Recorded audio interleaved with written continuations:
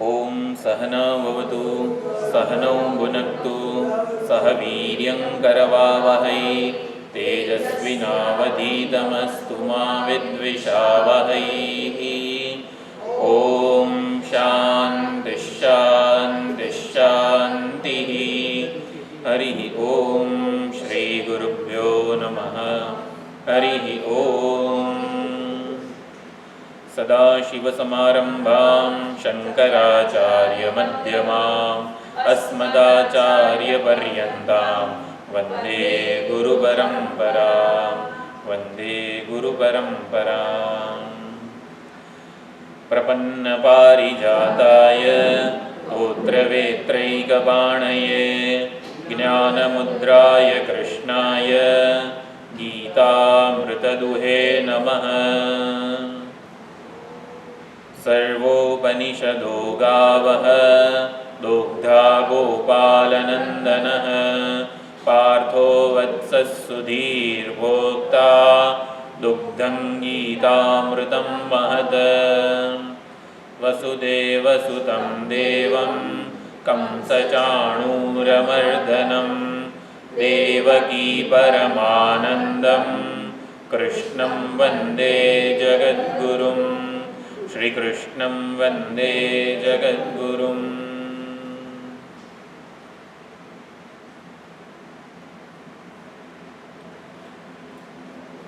भगवद गीताનો 7મો અધ્યાય જ્ઞાન વિજ્ઞાન યોગ। 7 થી 12 અધ્યાયમાં ભગવાન એટલે ભક્તિ પ્રધાન નિરૂપણ છે, તત્પદ પ્રધાન વિચારણા થયેલી છે। તો ઈશ્વરની શરણાગતિ, ઈશ્વરની ભક્તિ જેના હૃદયમાં પ્રગટ થયેલી છે એ આ માયાને તરી શકે છે। માયાને તરવાનું સામર્થ્ય એને પ્રાપ્ત થાય છે, એવી સુંદર ચર્ચા થઈ। માયા એટલે ત્રિગુણાત્મિકા જે અપરા પ્રકૃતિ છે એને માયા કીધી, અને એ એવી નજરબંધી કરે છે જેથી માયાના પ્રભાવમાં આવી જઈએ છીએ। સત્વ, રજસ, તમસ આ ત્રણેય ગુણોથી મોહિત થઈ જઈએ છીએ। જીવન વ્યવહાર ત્રણેય ગુણોના આધારે જ થાય, પરંતુ ત્રણેય ગુણોથી મોહિત થઈ જવાને લીધે બંધન સર્જાય છે, સંસાર બંધન અનુભવાય છે। માયા બંધનાત્મિકા છે, અપરા પ્રકૃતિ, સંપૂર્ણ જગત। કઈ રીતે? તો જીવન લક્ષ્યનું ભાન જાતે થવા દેતી નથી। 10મા છોકરાના ઉદાહરણમાં 10 છોકરાઓ સવારથી 10માને શોધી રહ્યા છે, એક પણને એવું સૂઝતું નથી કે જેને શોધી રહ્યા છીએ એ કોણ ખોવાયો છે, જેને શોધીએ છીએ એ વાસ્તવમાં કેવો લાગે છે। આપણે ભાઈ તમે કોને શોધો છો? કે 10માને શોધીએ છીએ, 10મો કેવો લાગે છે? તો એ લોકો એકબીજાની સામે જુએ। 10 છોકરાઓ શોધી રહ્યા હોય 10માને, ને આપણે પૂછીએ તમે કોને શોધો છો? તો કે 10માને શોધીએ છીએ। તો 10મો કેવો લાગતો હતો? એની હાઇટ, બોડી, વજન, એનું રૂપ કેવું હતું? તો એ લોકો પાસે કોઈ જવાબ જ નથી। જેને શોધી રહ્યા છીએ એના વિશે આછો પાતળો પણ ખ્યાલ જ જન્માવવા દેતી નથી। આ માયા એવી છે। જીવન લક્ષ્યનું ભાન, જે સુખને આપણે ઝંખી રહ્યા છીએ એનો જરા પણ એ ક્યાં છે એની ભાળ મળવા દેતી નથી। એટલે અજ્ઞાન કહો, માયા કહો, એવું છે જે પરમાત્મા વિષયક, પરમાત્મા સાચું સુખ સ્વરૂપ છે, સર્વને હૃદયમાં હું રૂપે જ પ્રાપ્ત છે, તથા આપણે આપણાથી અન્યત્ર બીજે બધે ભગવાનને શોધીએ છીએ। આપણે સૌથી શરૂઆતનું ભક્તિયોગનું જે વિચારણા હતી એમાં આપણે યાદ કરીએ કે રામ ભગવાનના, કૃષ્ણ ભગવાનના, શંકર ભગવાનના જે પ્રસિદ્ધ ભક્તો છે એનું નામ આપણે લખીએ, બધાને કાગળ પેન આપીએ ને બધા ધ્રુવ, પ્રહલાદ, અમરીશ ને બધા ભક્તોના નામ લખે રામચરિતના, જેટલા પણ યાદ આવે એટલા લખીએ આપણે। પણ એમાં ભગવાનના ભક્તોનું નામ લખો તો પાનાના પાના આપણે ભરી શકીએ છીએ, પણ એ પાનાના પાના ભરેલા હોય એમાં આપણું ક્યાંય નામ લખીએ છીએ આપણે? એટલે આપણે પોતાને ભૂલી જઈએ છીએ અને બીજે બધે ભગવાનને અને ભગવાનના ભક્તોને અને ભક્તિના બધા મહાન ગુણોને શોધવાનો પ્રયત્ન કરીએ છીએ। કેમ આપણે ભગવાનના ભગત નથી? એટલે આપણે પોતાને ભૂલી જઈએ છીએ ને એને માયા કીધી છે। પોતાની ગણતરી ન કરવી એને માયા કીધી છે। તો માયા આવી છે એટલે માયાને તરવાનું માયાના કાર્ય વડે સંભવતું નથી. માયાનું કાર્ય એવું આ શરીર, ઇન્દ્રિય, મન, બુદ્ધિ, આપણી પાસે કંઈ પણ સાધના કે કશુંક પણ પ્રયત્ન કરવાના સાધનો જે છે એ બધા માયાથી જ જન્મેલા છે, માયાનું જ કાર્ય છે. માટે માયાને પાર કરી શકે એવું એનામાં સામર્થ્ય જ નથી. તો માયાને તરવી હોય, માયાથી પાર થવું હોય તો બે વસ્તુ છે. એક તો માયાવી કે જે માયાનો સ્વામી છે, અધિપતિ છે, એ પાર ઉતારી શકે અને એ કૃપા કરે તો આપણને ગુરુજી, સદગુરુ, સંતો, મહાત્માઓ વગેરેનું શરણ પ્રાપ્ત થાય.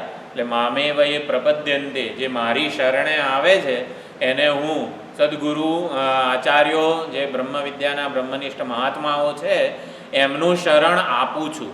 એટલે ભગવાનનું શરણ સ્વીકારીએ એટલે ભગવાન આપણને સદગુરુનું શરણ આપે. સદગુરુ જે છે એ આપણને શાસ્ત્રોનું શરણ આપે, શાસ્ત્રના શરણે લઈ જાય આપણને. અને શાસ્ત્રોનું શરણ સ્વીકારીએ, શાસ્ત્રો છે આપણા, જે કંઈ પુરાણો છે, વેદો છે, એ બધું આપણા માટે દર્પણનું કામ કરે અને આપણને જ આપણા વાસ્તવિક પરમાત્મા સ્વરૂપનું દર્શન કરાવે છે. એટલે મામેવ એ પ્રપદ્યંતે, જે ભગવાનની શરણાગતિ સ્વીકારે છે એ આ રીતે માયાને તરી શકે છે. માયાને તરવાનું સામર્થ્ય માયાપતિની શરણમાં છે, માયાપતિની ભક્તિમાં છે. પ્રપત્તિ, પ્રપદ એટલે ભગવાનના ચરણ કમળ જે છે, એટલે એનો જે અગ્રભાગ છે એને પ્રપદ કીધેલું છે. એટલે પ્રપત્તિ એટલે ચરણ મેં પડવું, ચરણમાં આપણું શીર્ષ જે છે, મસ્તક એ ઝુકાવવું, એને જ આપણું શરણ્ય માનવું, એ જ એકમાત્ર ભરોસો હોય, સહારો હોય. એટલે આપણે ગમે તે કરીએ, જ્યારે આ વાણી બોલી રહી છે, શબ્દોનું ઉચ્ચારણ કરી રહી છે, તો ભાઈ અગ્નિ દેવતા જે છે એની કૃપા છે, સૂર્ય ભગવાનની કૃપાથી આંખ જોઈ શકે છે વગેરે. તો આપણને એવું લાગે કે આ બધા દેવતાઓ જે છે, રાંધવું હોય, જઈને પણ રસોઈ બનાવવાની હોય તો ગેસ ચાલુ કરીએ, અગ્નિ દેવતા જે છે એની કૃપાથી રસોઈ રંધાય છે અને પછી વૈશ્વાનર અગ્નિ જે છે એ પણ રાંધે છે. તો અગ્નિ દેવતા વગર આપણે કંઈ કરી શકીએ નહીં એવું જે માને એને શરણાગતિ નથી કીધી, પણ અગ્નિ દેવતા રૂપે પરમાત્મા જ આપણા માટે રાંધી રહ્યા છે, આવી દ્રષ્ટિને પરમાત્માની શરણાગતિ કહેલી છે. એટલે પરમાત્માની શરણાગતિ એટલે એ જ કરનારો છે, એ જ સાધન છે અને એ જ સાધ્ય છે. સાધ્ય અને સાધન બંને એ જ છે. શરણાગતિ માટે નૌકાલીલાની વાત પહેલાં કરી હતી. નૌકાલીલા ઘણી પ્રસિદ્ધ છે વ્રજવાસીઓમાં. એટલે આવી રીતે યમુના નદી ઓળંગીને ગોપીઓ માખણ, દહીં વગેરે વેચવા માટે બીજા ગામે જાય. પાછા ફરતી વખતે સાંજે યમુના નદીમાં ઘણું બધું પાણી આવી ગયું હોય, એટલો પ્રવાહ વધી ગયો હોય તો હવે ચાલીને યમુના નદી પાર કરવી લગભગ અસંભવ છે. એટલે એ લોકો આવી રીતે કૃષ્ણ ભગવાન જાણતા હોય આ બધી પરિસ્થિતિ, એટલે આ જાણે કોઈક નાવિકનું રૂપ લઈને આવી રીતે પાઘડી પહેરીને આવી ગયા નાવડી લઈને, અને એમને જોયું કે આવી રીતે પાર કરવામાં મુશ્કેલી છે. એટલે સૌથી પહેલાં કૃષ્ણ ભગવાન એટલે ઓળખાવા ના દે પોતાને. એટલે સૌથી પહેલાં કે તમે આવી રીતે વ્રજમાં જવું છે, યમુના નદી પાર કરવી છે તો કામ કરવું પડશે. આ બધા માટલાઓમાં શું છે કે જે થોડું ઘણું માખણ, દહીં બધું વધેલું હોય બધું મને આપી દો, એટલે હું ખાઈ જઉં એ બધું. એટલે બધું ખાઈ ગયા અને પછી બેસાડે છે ગોપીઓને બધાને. તો કે નાવડી તો મારી આ તમારા બધા લોકોના વજનથી બહુ ભારે થઈ ગઈ છે, હવે ચાલી ના શકે. એક કામ કરો, આ તમારા બધા ઘડા અને પાત્રો બધા માટીના છે ને એને ફોડી દો, બહાર નદીમાં ફેંકી દો. એટલે કોઈ પણ માણસને જે પાત્ર હોય ને એ સૌથી વધારે વહાલું હોય પોતાનું. વર્ષોથી જેમાં દહીં મેળવેલું હોય એ દહીં મેળવવાનું પાત્ર હોય, વર્ષોથી ઘણા પાસે હોય. એ કોઈ કહે કે આ આપી દો કે ફેંકી દો તો કોઈ ફેંકે નહીં. એટલે વર્ષો બધા દાદા જમાનાના બધા આપણા પાત્રો હોય માટીના, વાસણના અને દહીંના, એ બધા ફેંકી દેવાનું કહે એટલે ગોપીઓને આમ બહુ અઘરું લાગે. પણ ભાઈ ગમે તેમ કરીને સાંજે કૃષ્ણ પરમાત્મા ગલીઓમાંથી પસાર થાય ત્યારે એમના દર્શન કરવા છે. એટલે ગમે તેમ કરીને દર્શન કરવા માટે વહેલું પહોંચવું પડે. તો આ પાત્રનું જે થવું એ થાય, એમણે ફેંકી દીધા. પણ હજી કહે કે બધું બહુ મેં માખણ ને દહીં ખાધેલું છે, આહા એકદમ આળસ ચડી જાય, થોડુંક હું આરામ કરું, તમે મારા પગ ને હાથ બધું દબાવી દો. એટલે એ બધું જ નખરા કરે અને સેવા કરે, ગોપીઓ પાસે બધું કરાવડાવે. પછી અનેક પછી આવું પાછું લીલાઓ વ્રજવાસીઓ છે બહુ સુંદર રીતે આ બધું નૌકા લીલાનું વર્ણન કરે. અને પછી કે ત્યાં જઈને તમારે કરવું છે શું, થોડી વાર રાહ જુઓ વગેરે, આમ બહુ તડપાવે ગોપીઓને. અને છતાં પછી ત્યાં જઈને કરવું છે શું એવું પૂછે કે અમારે શ્રી કૃષ્ણના દર્શન કરવા છે. એટલે બધી વસ્તુઓ છોડાવે અને પછી છોટી જાય ત્યારે કહે કે જેના દર્શન કરવા છે ને એ તો હું તમારી સામે જ છું. એટલે આ રીતે નૌકા લીલામાં ભગવાનનું પ્રાગટ્ય કેવી રીતે થાય કે જ્યાં ભગવાન સિવાયની જે વસ્તુઓમાં આપણે આસક્તિપૂર્વક પકડી રાખેલી છે બધી છોડાવે ભગવાન, સામે હોવા છતાં ઓળખાય નહીં. અને પછી જ્યારે બીજી બધી વસ્તુઓનું આકર્ષણ કે એને ઉપેક્ષા કરીએ, કોઈની પણ ઉપેક્ષા કરીએ એટલે એના માટે ઉદાસીન બની જઈએ. પોતાના વસ્ત્રોથી માંડીને પાત્રો અને જે કંઈ પણ હતું એ બધા માટે ઉદાસીન બની બધી ગોપીઓ, ત્યારે એ દ્રષ્ટિ જે છે એ પરમાત્મા પોતાના તરફ કરે, અભિમુખ કરે અને પછી દર્શન આપે છે. તો આ જ રીતે મામે વય પ્રપદ્યંતે, મારી જે શરણાગતિ સ્વીકારે છે. શ્રીમદ ભગવદ્ ગીતાના પણ જે આગળનું મહાત્મ્ય વગેરે જે છે, અશોચ્યાનન્વ શોચસ્ત્વમ પ્રજ્ઞાવાદં ઇતિ બીજમ સર્વધર્માન પરિત્યજ્ય મામેકમ શરણમ વ્રજ ઇતિ શક્તિ અહંત્વા સર્વ પાપેભ્યો મોક્ષયિષ્યામિ મા શુચિ ઇતિ કીલકમ. કીલક એટલે ખિલ્લો. આપણે કોઈ પણ આ પંખો લટકાયેલો છે તો કયા આધાર ઉપર એ લટકી રહ્યો છે, તો સર્વધર્માન પરિત્યજ્ય મામ એકમ શરણમ વ્રજ ઇતિ કીલકમ વગેરે જે કંઈ કીધેલું છે, શરણાગતિના આધારે સંપૂર્ણ જે છે આ ઉપદેશ એ સફળ થાય છે. એટલે એ પ્રમાણે આપણને ભગવાનની પ્રાપ્તિ થાય છે. એટલે પરમાત્માનું શરણ હશે તો બીજે ક્યાંય આપણે ફસાઈ જઈશું નહીં. પરમાત્માની શરણાગતિ એ આપણા જીવનનો અવિચળ આધાર છે, અવિચળ ખિલ્લો છે. જેમ ગંગા નદીનો પ્રવાહ હોય, આપણે એમાં સ્નાનની મજા લેવી હોય તો એક સાંકળ, અને સાંકળ પણ જ્યાં બાંધેલી હોય એનો આધાર હોય તો ગંગા નદીના પ્રવાહમાં સ્નાન વગેરેનું આપણે મજા માણી શકીએ છીએ. તો આપણા જીવનનો અવિચળ આધાર એટલે કે વિશ્વસનીય ભરોસો આ ભગવાન છે એવું સમજવાનું. ભગવાનની કૃપાથી જ ધનમાં સલામતી આપવાનું સામર્થ્ય છે, સ્વજનોમાં લાગણી પ્રેમ હૂંફ આપવાનું સામર્થ્ય છે, ઘરમાં પણ સલામતી આપવાનું સામર્થ્ય છે. એટલે ઈશ્વર કૃપા હોય તો જ કોઈ પણ વસ્તુ સુખ સાધન સલામતી શાંતિ આપી શકે છે. સ્વયં એમનું સામર્થ્ય નથી. જેમ યક્ષની આખ્યાયિકામાં પણ અગ્નિદેવ વાયુદેવ તણખલાને બાળી ન શક્યા, ઉડાડી ન શક્યા. એટલે ભગવાનના શરણ, ભગવાનને લીધે જ અગ્નિમાં બાળવાનું, પૃથ્વીમાં ધારણ કરવાનું, આ વાણીમાં બોલવાનું, કાનમાં સાંભળવાનું સામર્થ્ય છે. એટલે આવું સમજીએ, ભગવાન વિશે જેમ જેમ જ્ઞાન પ્રાપ્ત કરતા જઈએ એમ એમ આપોઆપ એ જ મારો ભરોસો છે, એ જ મારો સહારો છે, એના આધારે જ આ જીવન છે, એ હિતેચ્છુ છે, એ શરણ્ય છે. આવો ભાવ જાગે એને શરણાગતિ કીધી છે. વારંવાર એના સ્વરૂપના મહિમાને જાણવાનું મન થાય એટલે જિજ્ઞાસા, પ્રપત્તિનો આપણે અર્થ જિજ્ઞાસા કરેલો છે. એકવાર ભગવદ સ્વરૂપની જિજ્ઞાસા જાગે કે જેને હું ભજી રહ્યો છું, જેની આરાધના કરી રહ્યો છું, એ વાસ્તવમાં કોણ છે, એનું સ્વરૂપ શું છે, એ જિજ્ઞાસા જન્મે તો માયાને તરી જવાનું સામર્થ્ય પ્રાપ્ત થાય છે. એટલે પરમાત્મા જ આપણા શરણ્ય હોવા જોઈએ. આપણામાં બુદ્ધિ, બળ, વિદ્યા, સત્તા, પ્રતિષ્ઠા ગમે તેનું આપણામાં સામર્થ્ય હોય, પરંતુ એ જરા પણ પૂરતું નથી. ભગવાનનું જ શરણ યોગ્ય છે. દીન અને હીન વસ્તુઓનું શરણ ના સ્વીકારાય. વિભીષણે ડાપણ એ કર્યું કે ભગવાન રામની શરણાગતિ સ્વીકારી. રાવણે કોની શરણાગતિ સ્વીકારી? પોતાના બળની, કે મારા બળથી હું આવી રીતે આ જે મનુષ્યોને વાનરો તો મારા ચપટી ધૂળ સમાન છે મારા માટે. એટલે પોતાના બળની શરણાગતિ સ્વીકારી હતી અને એનું પતન થયું છે. એટલે કૈકેયીએ મંથરાની શરણાગતિ સ્વીકારી હતી. એટલે પોતાનાથી જે નીચ છે, નીચ એટલે દીનહીન છે, એની શરણાગતિ ન સ્વીકારાય. જે સર્વોત્કૃષ્ટ છે, રામ, કૃષ્ણ, શંકર વગેરે જે દેવતાઓનું પ્રતિપાદન થયું છે એની શરણાગતિ આપણા જીવનમાં હોવી જોઈએ. શરણાગતિ મંત્ર કહેવામાં આવેલો છે ઓમ નમઃ શિવાય. ઓમ નમઃ શિવાય એ શરણાગતિ મંત્ર છે. ઓમ નમસ્તેસ્તુ ભગવાન વિશ્વેશ્વરાય મહાદેવાય ત્રંબકાય એ પ્રાયશ્ચિત્ત મંત્ર છે. એટલે પ્રાયશ્ચિત્ત મંત્ર છે એટલે એ પ્રમાણે પણ એનું જપ વગેરે થઈ શકે છે. શરણાગતિ એટલે શું? અકિંચન ન અન્ય ગતિ ઇતિ શરણાગતિ.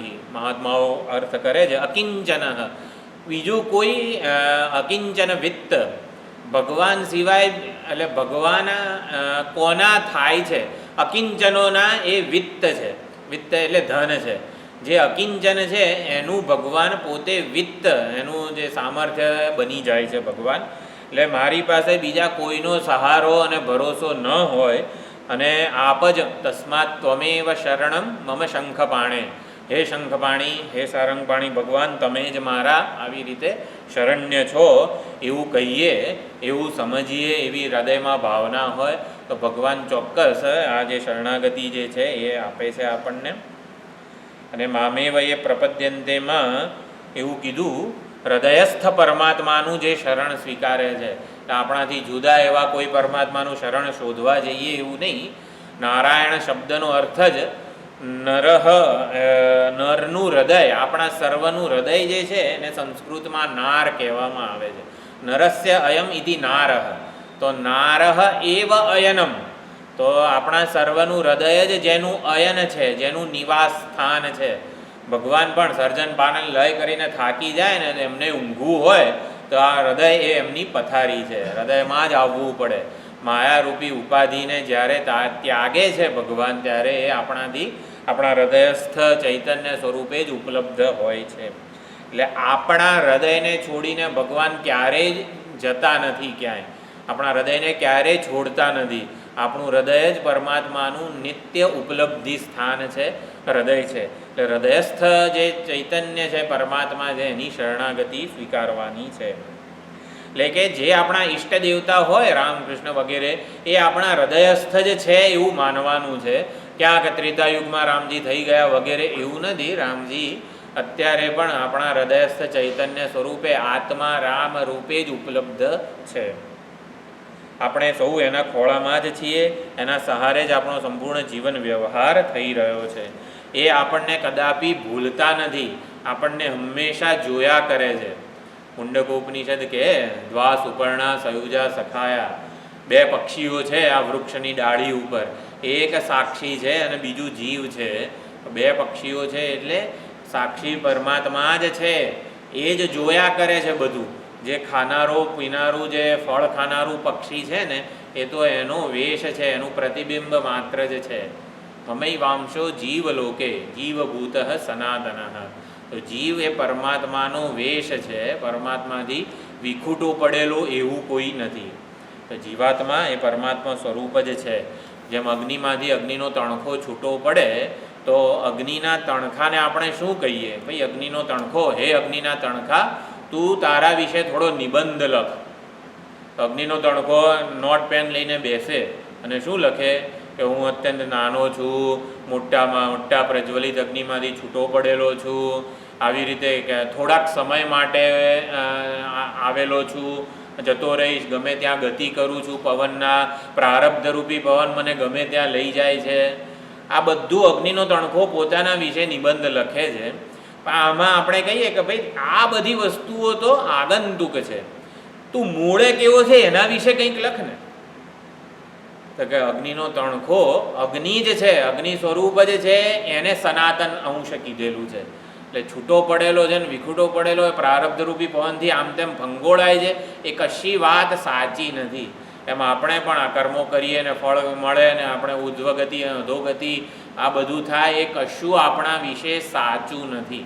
મૂળે આપણે કોણ છીએ? પરમાત્મા જ છીએ. એ સૌથી વધારે આપણી સાચી ઓળખ છે, એને વિશ્વસનીય ઓળખ એવું પણ કહી શકાય. એટલે મામેવયે પ્રપદ્યંતે, જે મારી શરણાગતિ સ્વીકારે છે, મને હૃદયસ્થ ઉપલબ્ધ કરે છે, હૃદયસ્થ ઉપલબ્ધ જાણી લે છે, એ માયાને તરી જાય છે.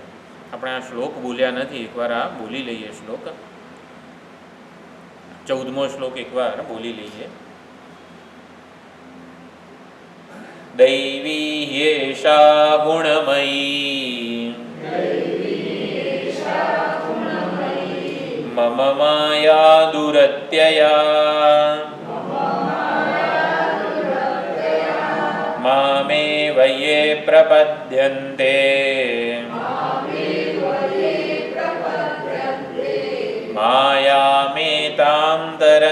તે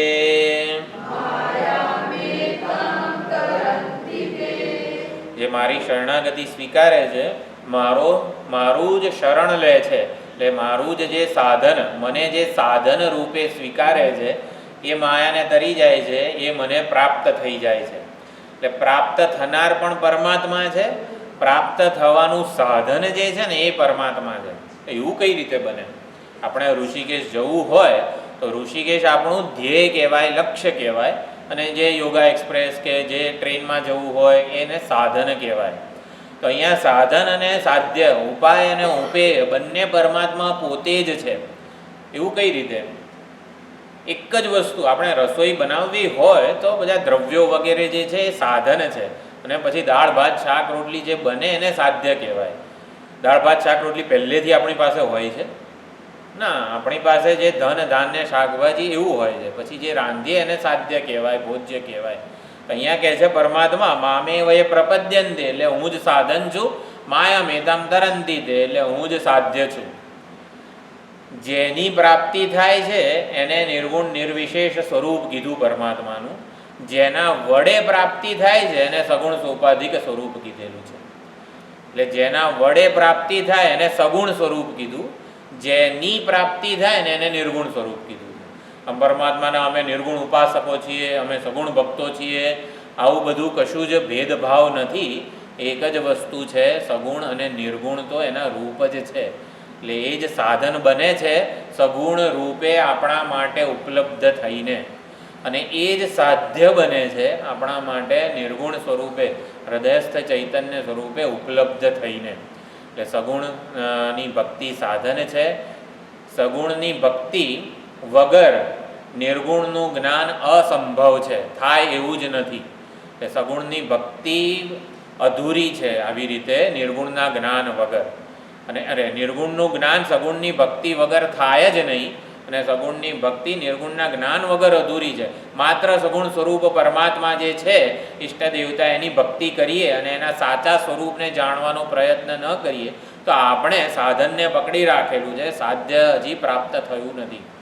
એટલે સગુણની ભક્તિ વગર નિર્ગુણનું જ્ઞાન અસંભવ છે. આપણે ટ્રેનમાં બેસીએ જ નહીં તો ઋષિકેશ કઈ રીતે પહોંચીએ? એ ટ્રેનમાં બેસવું એટલે સગુણની ભક્તિ કરવી, એના વડે ઋષિકેશ જે આપણું નિર્ગુણ જે છે હૃદયસ્થ પરમાત્મા એની પ્રાપ્તિ થાય. અને ઋષિકેશ પહોંચવા માટે આ તો જરૂરી જ છે. એટલે નિર્ગુણનું જ્ઞાન સગુણની ભક્તિ વગર શક્ય જ નથી. એ બંને આવી રીતે જરૂરી છે. મહાત્માઓ એટલા સુંદર મામે વયે પ્રપદ્યંતે, એમાં મધુસૂદન સરસ્વતીજીનું નામ ઘણું પ્રસિદ્ધ છે.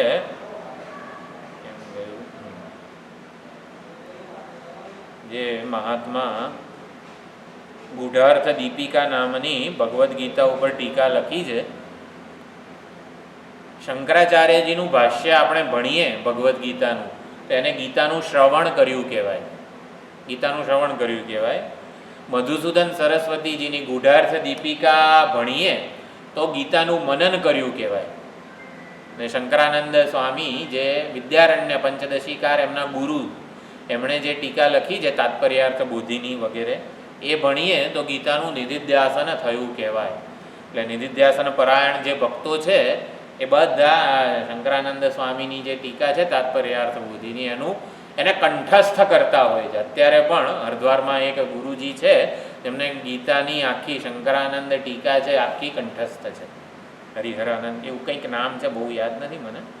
એટલે આવી રીતે પરાયણ થઈ શકે છે મહાત્માઓ. તો મધુસૂદન સરસ્વતી મામ એવ એ પ્રપદ્યંતે, તો મામનો અર્થ શું કરે છે એ બહુ સુંદર છે.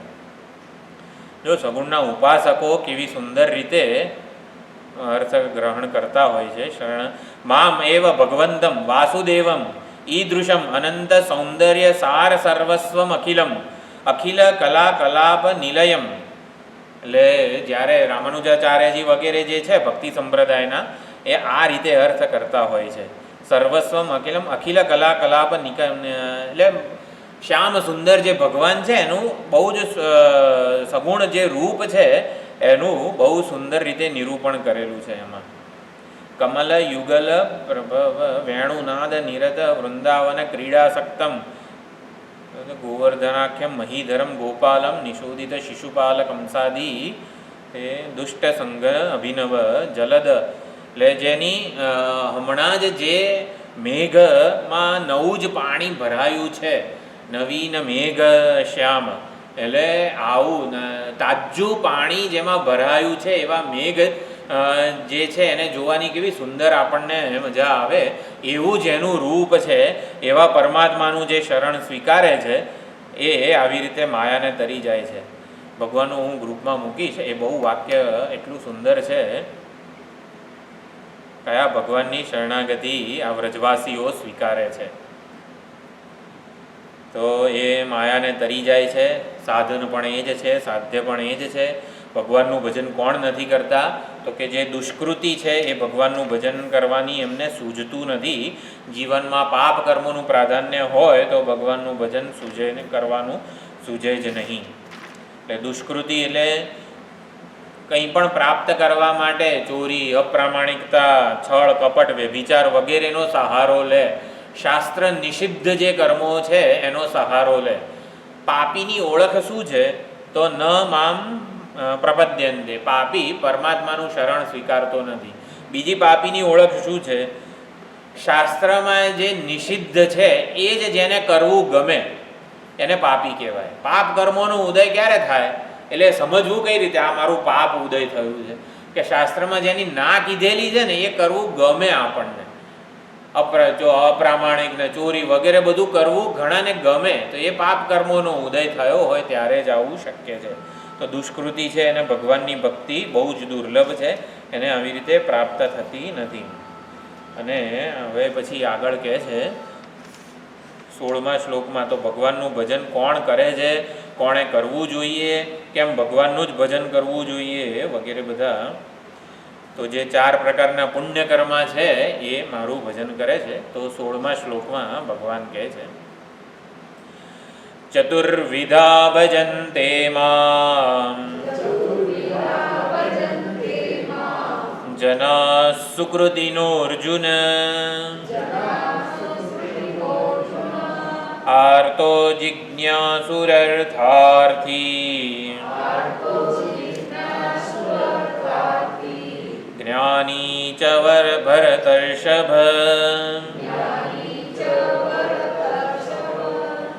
હે અર્જુન, હે ભરતર્ષભ, ભરતકુળમાં ઋષભ સમાન. ઋષભ ધર્મનું પણ પ્રતીક છે. એટલે ભરતકુળ જે છે એમાં જે ધર્મનો પ્રતિનિધિ છે, ધર્મનો રિપ્રેઝેન્ટેટિવ છે, મુખ્ય છે ઋષભની જેમ, એવો હે અર્જુન. હે અર્જુન, ચતુર્વિધા જના મામ ભજન્તે. આગળ જે અભક્તો હતા, પાપીઓ હતા, એમાં ન મામ પ્રપદ્યંતે એવું કીધું. અને અહીંયા જે છે જનાહા મામ ભજન્તે. તો જનાહા, જન કોને કહેવાય? તો જેને જનત્વ, જન્મનું અભિમાન હોય, જે પોતાને જન્મેલો માને એ અભિમાન હોય, અને સંપૂર્ણ જગતને ભગવાન ચલાવે છે એવો જેને અભિમાન છે, એવું જેનું ખ્યાલ છે, તાદાત્મ્ય છે. આ સંપૂર્ણ જગતને ભગવાન જ ચલાવી રહ્યા છે. સંપૂર્ણ જગત ઉપર એક ભગવાનનું જ એક હથ્થું શાસન છે. આવું જેનો દ્રઢ નિશ્ચય છે એને જન કીધેલું છે. જન એટલે સામાન્ય માણસને અહીંયા વાત નથી. પોતે શેના માટે આ જગતમાં આવેલો છે એવું પણ જેને ભાન છે, જીવન લક્ષ્યનું જેને ભાન છે, એને જનાહા અહીંયા કીધેલું છે. તો ચતુષ્પ્રકારાહ જનાહા મામ ભજન્તે, એ મારું ભજન કરે છે. કેવા છે? સુકૃતિનઃ. તો સુકૃતિ છે. સુકૃતિ એટલે સુષ્ઠુકૃતિ યેષામ તે સુકૃતિનઃ. સુકૃતમ અસ્તિ યેષામ તે. પૂર્વમાં, વર્તમાનમાં પુણ્યકર્મો, એટલે વર્તમાનમાં પુણ્યકર્મો કરી રહ્યા છે, અને પૂર્વે પુણ્યકર્મોના ખૂબ જ સંસ્કારો એમના ઉદ્બુદ્ધ થયેલા છે. એટલે સંસ્કારો પણ છે પુણ્યોના, અને અત્યારે પુણ્યકર્મો કરી પણ રહ્યા છે, એને સુકૃતિ કહેવાય. તો સુકૃતિ એટલે પૂર્વેના બધા પુણ્યોના સંસ્કારો એટલા બધા જમા થયેલા છે, અને એને વર્તમાનમાં પણ કરી રહ્યા છે. એટલે ચિત્ત શુદ્ધ જેમનું થયેલું છે એને આવી રીતે ભગવાનનું ભજન કરવાનું સૂઝે છે, ભગવાનનું ભજન કરે છે. તો પુણ્યો એટલે કઈ રીતે પુણ્ય અર્જિત થાય? પુણ્ય અર્જન કરવા એટલે શું? તો શાસ્ત્ર વિહિત આપણે કર્મ કરીએ, જે કર્મો શાસ્ત્ર જે રીતે કહે છે એ રીતે આપણે કરીએ તો પુણ્ય થાય. ગમે તે ગરીબ કે જરૂરિયાત માણસને કંઈક આપણે દાન કરીએ એનાથી પુણ્ય ના જન્મે.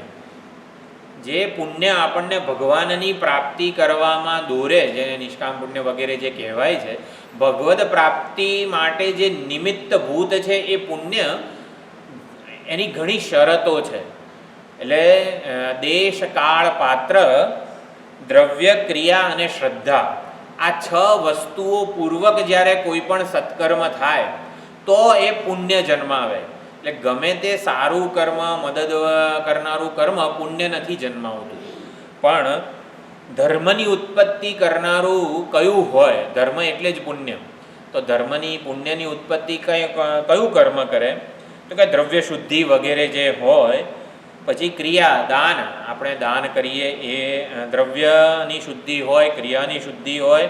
શ્રદ્ધા, આ ગરીબ છે એવું નહીં, દરિદ્ર નારાયણ છે, એટલે કે ભગવાન જ છે મારી સામે અને એને હું કંઈક આવી રીતે મદદ કરું છું એવો ભાવ હોય, એટલે શ્રદ્ધા હોય. દેશ, ગંગા કે ગમે તે બહુ સુંદર પ્રયાગથી માંડીને કંઈક પવિત્ર એવો દેશ હોય.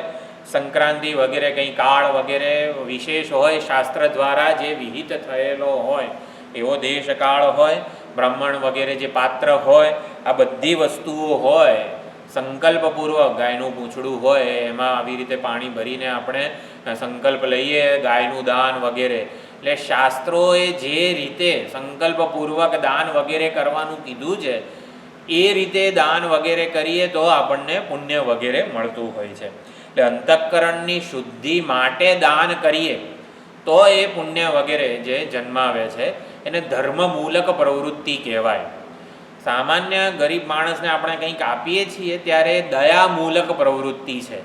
ધર્મમૂલક પ્રવૃત્તિ એ જ પ્રવૃત્તિ જ્યારે આવી રીતે એક પ્રકારનો ભાવ જાળવી રાખીને થાય, ગરીબ માણસને દાન આપીએ ત્યારે પણ આવો ભાવ આવી બધું જાણે કે સંક્રાંતિ કાળ છે, આપણે એ કાળની રાહ જોવાની નથી, પરંતુ જાણે કે દેશ કાળ આ જે બધું દ્રવ્ય ક્રિયા વગેરે બધો ભાવ જાળવી રાખીને આપણે યજ્ઞ, દાન, તપ જે કંઈ પણ કરતા હોઈએ સત્કર્મો એ કરીએ તો એ ધર્મમૂલક પ્રવૃત્તિ છે.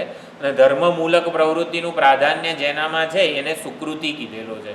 એટલે ગમે તે માણસ સુકૃતિ નથી, ધર્મમૂલક પ્રવૃત્તિ, શાસ્ત્ર વિહિત જે પ્રવૃત્તિ કરી રહ્યો છે. પુણ્ય અને અપુણ્ય, ધર્મ અને અધર્મની બાબતમાં શાસ્ત્ર જ એકમાત્ર પ્રમાણ છે. એટલે શાસ્ત્ર વિહિત જે આવી રીતે કરી રહ્યો છે એને એ સુકૃતિ છે. એને પૂર્વેના બધા પુણ્યો પણ સાથ આપે છે આધ્યાત્મિક પ્રગતિમાં અને એને ધર્મનો રસ પણ જન્મે છે. એટલે 6થી સંપન્ન થઈને જે ધર્માનુષ્ઠાન કરે છે એને સુકૃતિ કીધેલો છે. કોનું ભજન કરે છે તો આપણામાં હૃદયસ્થ જે પરમાત્મા છે એનું સચ્ચિત અને આનંદ સ્વરૂપ પરમાત્મા આપણા સર્વના હૃદયમાં જ બિરાજમાન છે. સદઘન ચિદઘન આનંદ ઘન પરમાત્મા સચ્ચિદાનંદ રૂપાય વિશ્વોત્પત્યાદિ હેતવે, જે સચ્ચિદાનંદ સ્વરૂપ પરમાત્મા આપણા હૃદયમાં બિરાજમાન છે અને હૃદયસ્થ જે પરમાત્માએ સમગ્ર જગતનું સંકલ્પપૂર્વક સર્જન કરેલું છે એનું ભજન એ કરે છે. એટલે આનંદ ઘન, આનંદ એ સ્વરૂપ છે પરમાત્માનું, એ પ્રગટ થાય ત્યારે આપણને પ્રેમ કે પ્રીતિ જન્મે. એટલે વ્યવહારમાં પરમાત્મા માટે અનુરાગ હોવો, પ્રીતિ હોવી એ આનંદ સ્વરૂપ પરમાત્માનો અનુગ્રહ છે. અથવા તો આપણને પરમાત્મા માટે પ્રેમ જન્મે એવું ક્યારે કહેવાય, અરે શરણાગતિ સ્વીકારી છે વગેરે ક્યારે કહેવાય, જ્યારે પ્રીતિ જન્મે એ. એટલે આનંદ સ્વરૂપનો અનુગ્રહ જ આપણામાં પ્રેમ જન્માવે છે, પ્રીતિ અનુરાગ જન્માવે છે. સત સ્વરૂપનો અનુગ્રહ જે છે એ આપણામાં એકાગ્રતા જન્માવે છે. સત, ચિત અને આનંદ સ્વરૂપ પરમાત્મા છે એની કૃપા થાય, એનું આ ભજન કરીએ ત્યારે કૃપા થાય ત્યારે આપણામાં પ્રીતિ જન્મે, એકાગ્રતા જન્મે અને એમના મહિમા વિશેનું જ્ઞાન પ્રાપ્ત થાય. એટલે ચિત્ત સ્વરૂપ પરમાત્માની કૃપાથી, ચિદ અંશની કૃપાથી આપણને એમના મહિમાનું જ્ઞાન પ્રાપ્ત થાય. આનંદ અંશની અનુગ્રહથી આપણને પ્રીતિ જન્મે, અનુરાગ જન્મે અને સત સ્વરૂપના અનુગ્રહથી આપણે એમનામાં એકાગ્ર થઈ શકીએ. એટલે સુકૃતિમાં આ બધું છે. સદઘન ચિદઘન આનંદઘન પરમાત્માનો અનુગ્રહ, પ્રીતિ, એકાગ્રતા, મહિમા, જ્ઞાન અને પ્રીતિ રૂપે જેનામાં છે એને સુકૃતિ કીધેલો છે. તો સુકૃતિ એટલે પુણ્યાત્મા. તો પુણ્યાત્મા પણ બે પ્રકારના છે, સકામ પુણ્યાત્મા અને નિષ્કામ પુણ્યાત્મા. તો આર્ત, જિજ્ઞાસુ અને અર્થાર્થી એ સકામ પુણ્યાત્મા છે, અને જ્ઞાની જે છે એ નિષ્કામ પુણ્યાત્મા છે. બહુ સુંદર અર્થ કરે છે ભક્તિ સંપ્રદાયના અહીંયા. તો 4 પ્રકારના ભક્તો એટલે કે 4 પ્રકારની ભક્તિ અહીંયા કીધેલી છે. જ્ઞાની ચ, આ ભગવાને ચ કેમ મૂક્યો? એટલે ચથી એમણે કોઈક પાંચમાનું ગ્રહણ કરેલું છે. એટલે ભક્તિ સંપ્રદાયના આચાર્યો વર્ણન કરે કે જે વ્રજવાસીઓ છે ને એને પણ આવી રીતે ચ દ્વારા ગણેલા છે. એટલે આર્ત, અર્થાર્થી, જિજ્ઞાસુ અને જ્ઞાની એ પ્રમાતૃબલા ભક્તિ છે. એટલે પોતે કંઈક પ્રયત્નથી સાધના આવી રીતે ભગવાનના ભજન કરવાની સાધના વગેરે કરે, જેથી એમને ભગવદ ભક્તિ પ્રાપ્ત થાય છે. જ્યારે વ્રજવાસીઓમાં તો ભક્તિનું આધાન ભગવાન પોતે કરે છે. એટલે નંદ, યશોદા, ગોપીઓ, વ્રજવાસીઓ જે કંઈ છે ને એને કઈ સાધના કરવાથી ભગવાનની ભક્તિ પ્રાપ્ત થઈ? એમણે તો કોઈ સાધના, કશું ભણ્યા નથી, વેદો કંઈ ભણ્યા નથી એ લોકો, તો ભગવાનની ભક્તિ કઈ રીતે મળી? તો કે ભગવાને પોતે એમને આપેલી છે. એટલે પ્રમેય બલા ભક્તિ છે. પ્રમેયના બળ, પ્રમેય પરમાત્માના બળે એમને ભક્તિ પ્રાપ્ત થઈ છે. જ્યારે આર્ત, અર્થાર્થી, જિજ્ઞાસુ અને જ્ઞાની એ પ્રમાતૃ બલા ભક્તિ છે. પ્રમાતૃ એટલે કે જે આવી રીતે પ્રમાતા છે, સાધક છે, એને આવી રીતે એના પુણ્યકર્મોના લીધે, સત્કર્મો વગેરેના લીધે ભગવાનની ભક્તિ પ્રાપ્ત થઈ છે. એટલે આર્ત, જિજ્ઞાસુ, અર્થાર્થી અને જ્ઞાની, તો 4 પ્રકારના ભક્તો છે. ભગવાનનું ભજન કોણે કરવાનું? અહીંયા સકામ પુણ્યાત્મા એટલે કે ભગવાનનું ભજન કરવાનો અધિકાર બધાએ છે. કે સકામ હોવું એ કંઈ ગુનો નથી, કંઈ ઉતરતી વસ્તુ નથી. સકામ એટલે કંઈક આપણે કામના, ઈચ્છા પૂર્તિ માટે આપણે ભગવાનનું શરણ સ્વીકારીએ. આર્ત ભક્તો, ભક્ત આર્ત કરતાં સંસારી આર્ત જુદો છે. સંસારી આર્ત હોય છે એ પોતાના દુઃખની, અનર્થની નિવૃત્તિ માટે ભગવાનનું શરણ લેવાનું એને સૂઝે નહીં, પણ કંઈક ને કંઈક દુનિયા, શેઠ કે રાજા કે નેતા કે અધર્મ ગમે તેનું એ શરણ સ્વીકારે. દુઃખથી નિવૃત્ત થવું છે, કંઈક એક્ઝામમાં સારા માર્ક લેવા છે, તો કંઈક તંત્ર મંત્રનો પણ આશરો લે, તો એને સંસારી અર્થાર્થી કહેવાય, અર્થાર્થી ભક્ત ના કહેવાય. એટલે આર્ત ભક્ત કોને કહેવાય? જે પોતાની આરતી એટલે કે દુઃખના નિવારણ માટે, અનર્થની નિવૃત્તિ માટે ભગવાનના શરણે જાય છે. અર્થાર્થી પોતાના અર્થ, પોતાની ઈષ્ટ વસ્તુની પ્રાપ્તિ માટે, સ્વાર્થની પ્રાપ્તિ માટે જે ભગવાનની શરણે જાય છે. જિજ્ઞાસુ કોને કીધું? જે પરમાર્થની પ્રાપ્તિ માટે, પરમાર્થ, પરમ અર્થ જે પરમાત્મા છે એનું જેને જ્ઞાન પ્રાપ્ત કરવું છે, તો પરમાર્થની પ્રાપ્તિ માટે જે પરમાત્માની શરણે જાય એને જિજ્ઞાસુ ભક્ત કીધો. અને જ્ઞાની, ઘણા બધા અર્થ છે. જ્ઞાની ભક્ત હકીકતમાં કોને કીધેલો છે? જે અદૃઢ અપરોક્ષ જ્ઞાન ધરાવે છે, શાસ્ત્રનું શ્રવણ મનન નિધિધ્યાસન જેને કરેલું છે, પુરાણો વગેરેની જે સાધના વગેરે પણ જે કરી રહ્યો છે, જે નિષ્કામ છે, એને હવે બીજું કશું જોઈતું નથી, પરંતુ તત્વજ્ઞાનનો નિશ્ચય પણ થઈ ગયો છે, પરંતુ કંઈક પૂર્વેના સંસ્કારો જે હોય, વાસનાઓ અને મનોનાશ, શાસ્ત્રમાં એ પ્રમાણે તત્વજ્ઞાન, વાસનાક્ષય અને મનોનાશ એવી સાધના કીધેલી છે. તો જે તત્વજ્ઞાન જેને પ્રાપ્ત થઈ ગયું છે, તત્વ એક અદ્વિતીય છે, પરમાત્મા હૃદયસ્થ ચૈતન્ય સ્વરૂપે જ ઉપલબ્ધ છે એવો નિશ્ચય થઈ ગયો છે, પરંતુ દેહાભિમાનના સંસ્કારોને લીધે પૂર્વેના સંસ્કારો કોઈક વાર પ્રગટ થાય તો પાછો એ તત્વજ્ઞાનનો સહારો લઈને હું પણ એક અદ્વિતીય ચૈતન્ય જ છું એવું જ્ઞાનમાં સ્થિત થવાનો પ્રયત્ન કરે છે. તે એને જ્ઞાની કીધો છે. અને જ્ઞાની ભક્ત એટલે કે જે આવી રીતે પરમાત્મા સ્વરૂપને જેણે જાણી ચૂક્યું છે, જેનો નિશ્ચય પણ થઈ ગયો છે, પરમાત્મા સ્વરૂપને એક અભિન્નતયા જે અનુભવે છે, એને પણ જ્ઞાની કીધેલો છે. તો એવા જ્ઞાની આ જે ભક્તો છે એ મારું ભજન કરે છે. તો પાપી સકામ અને પુણ્યશાળી સકામ આ બંને જુદા હોય. કામના પૂર્તિ માટે બીજા કોઈકનું શરણ સ્વીકારે એને સંસારી આર્ત વગેરે કીધેલો છે. એને ભગવાનનો ભક્ત આર્ત નથી કીધો. તો ભક્ત આર્થ પુણ્યશાળી છે. ભગવાનનું ભજન કરવાનું, શરણાગતિ સ્વીકારવાનું એને સૂઝે છે. એટલે એની એકાગ્રતા, પ્રીતિ અને બુદ્ધિ ભગવાન તરફ વળે છે. ભગવાન તરફ વળે એના માટે એને કોઈ દુઃખની જરૂર છે. જ્યાં સુધી દુઃખ આવે નહીં ત્યાં સુધી ભગવાનનું ભજન કરવા પ્રેરાય નહીં. એટલે સદઘન ચિદઘન આનંદ ઘનનો અનુગ્રહ શું? આપણે એકાગ્રતા, પ્રીતિ અને જ્ઞાન. તો એકાગ્રતા, પ્રીતિ અને જ્ઞાન હૃદયમાં પરમાત્મા માટે જન્મે એના માટે એકાદું દુઃખ હોવું જોઈએ. એટલે દુઃખ આવે તો એ આવી રીતે પરમાત્માનું શરણ સ્વીકારે, પરમાત્માને પ્રાર્થના કરે. આર્ત ભક્તો યાદ કરવા જોઈએ. ગજેન્દ્ર છે, પછી હા કુંતા માતા છે, પછી ગજેન્દ્ર, હા દ્રૌપદી, હા પછી હા સુધનવાર, હા ઉત્તરા, હા બ્રહ્માસ્ત્ર આવ્યું ત્યારે શરણ સ્વીકાર્યું. ગોવિંદ દ્વારિકા, દ્રૌપદી પણ ચિરહરણ વખતે ગોવિંદ દ્વારિકા વાસીન ગોપીજન પ્રિય વગેરે બહુ સુંદર શ્લોક છે. કૌરવ રાણવ સેનામ મગ્નામ મામ, આ કૌરવોની સભારૂપી આ જે અર્ણવ છે, સમુદ્ર છે, એમાં હું ડૂબી રહી છું, મારો ઉદ્ધાર કરો. ગજેન્દ્ર હે ગોવિંદ હે ગોપાલ અબ તો જીવન હારે. સુરદાસજીનું સુંદર ભજન છે ગજેન્દ્રની પ્રાર્થનાનું. શ્રી કૃષ્ણ કો પુકારે અબ તો જીવન હારે, તુમારે સહારે. બહુ સુંદર સુરદાસજીનું ભજન છે. પછી બીજું કોણ છે? આર્ત ભક્ત યાદ કરવા પડે ને. કેવું છે ભગવાનની માયા, હે આપણને પોતાને જ યાદ કરવા દેતી નથી. હા, આપણે પોતે આર્થ ભક્તો છીએ. આર્થ ભક્ત હોવામાં જરા પણ ઉતરતું નથી, કંઈ નીચું જોવાનું એવું નથી. આપણે પણ કંઈક મુશ્કેલી આવે, આપણે સામર્થ્યની બહાર હોય ત્યારે ચોક્કસ ભગવાનને યાદ કરીએ જ છીએ. આ બધું આપણું નિરૂપણ છે એવું ભૂલવાનું નહીં. કોક આર્થ ભક્તો થયા, કોક જિજ્ઞાસુ ભક્તો થયા, એવી રીતે ભગવદ્ ગીતા ભણવાની નથી.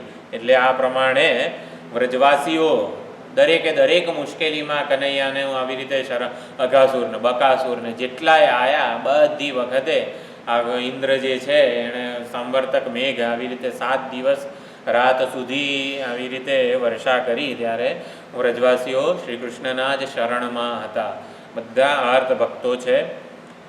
પછી આર્ત ભક્તો વિશે દુઃખથી ઘેરાયેલો હોય ત્યારે આ સમંતાત અર્દનમ અર્તિહી, ચારે બાજુથી હથોડા પડતા હોય ત્યારે એ ભગવાનનું શરણ સ્વીકારે છે. આ સમંતાત, ચારે બાજુથી, જેને દુનિયા આખી દુઃખ આપી રહી હોય ત્યારે પણ એનામાં ભગવાનનું ભજન, શરણ સૂઝે છે લેવાનું, શરણે જવાનું સૂઝે છે એમ.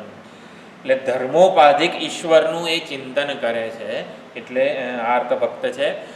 આર્ત ભક્તિ કેવી હોય તો ભગવાનની જે પ્રતિજ્ઞા છે ને એ ભગવાનને યાદ કરાય કરે. જો ભગવાન તારા વિશે આવું બધું શાસ્ત્રમાં કીધેલું છે, યોગક્ષેમમ વહામ્યહમ, એવું બધું ભગવાનને કહેવાનું. આર્ત ભક્ત કેવો હોય તો કે ભગવાન તારી પ્રતિજ્ઞા છે, જો શું દીન દયાલ બિરુદુ સંભાળી, ભાઈ તમને જ આવી રીતે તમારું બિરુદ છે, તમે એને ચરિતાર્થ નહીં કરો તો શું થશે?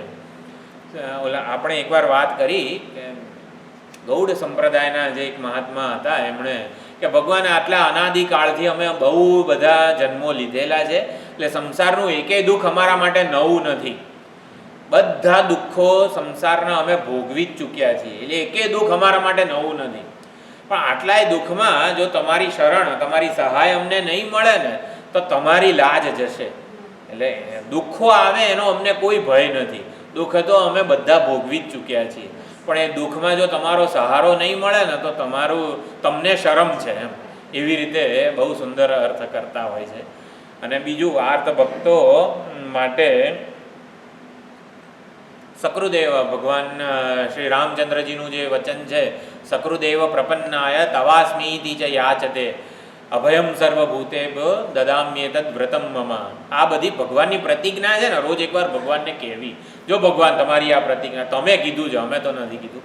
સકૃદેવ પ્રપન્નાય, એકવાર જે મને પ્રપન્ન થાય છે, શરણાગત થાય છે, તવાસ્મી ઇતિ ચ યાચતે, ભગવાન તમારો છું એવું જે આવી રીતે કહે છે યાચનાપૂર્વક.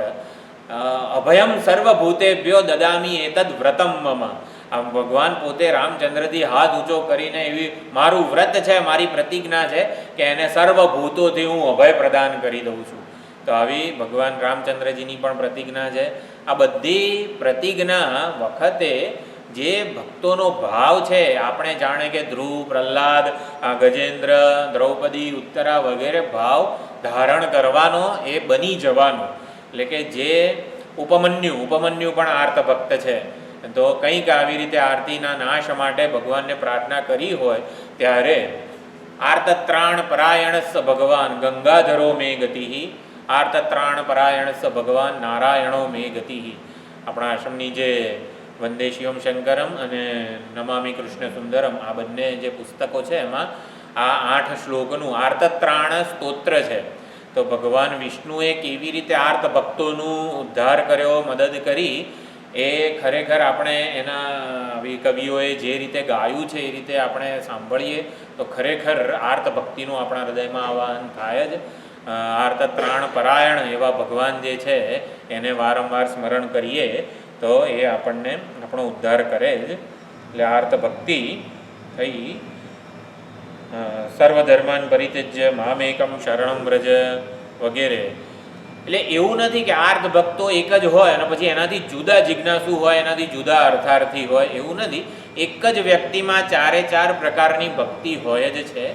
ગોપીઓ શ્રીમદ ભાગવતમાં જે ગોપીઓ છે, ગોપી ગીત વગેરે, રાસ પંચાધ્યાયી, એની આગળના પણ જેટલા પ્રસંગો છે એ બધામાં 4 પ્રકારની ભક્તિ ગોપીઓમાં પ્રગટ થયેલી છે. અને એવું શુકદેવજીએ બહુ સુંદર વર્ણન કરેલું છે.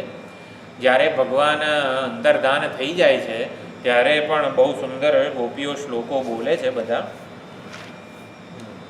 અંતર્હિતે ભગવતી સહસૈવ વ્રજાંગનાઃ અતપ્યમ સ્તમચક્ષાણાઃ કરિણ્ય ઇવ યુથપમ.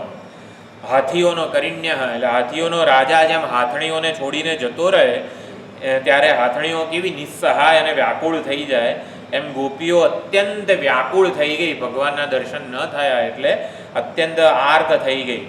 એટલે એ આર્ત બનીને પછી બહુ સુંદર બધા શ્લોકો બોલે છે.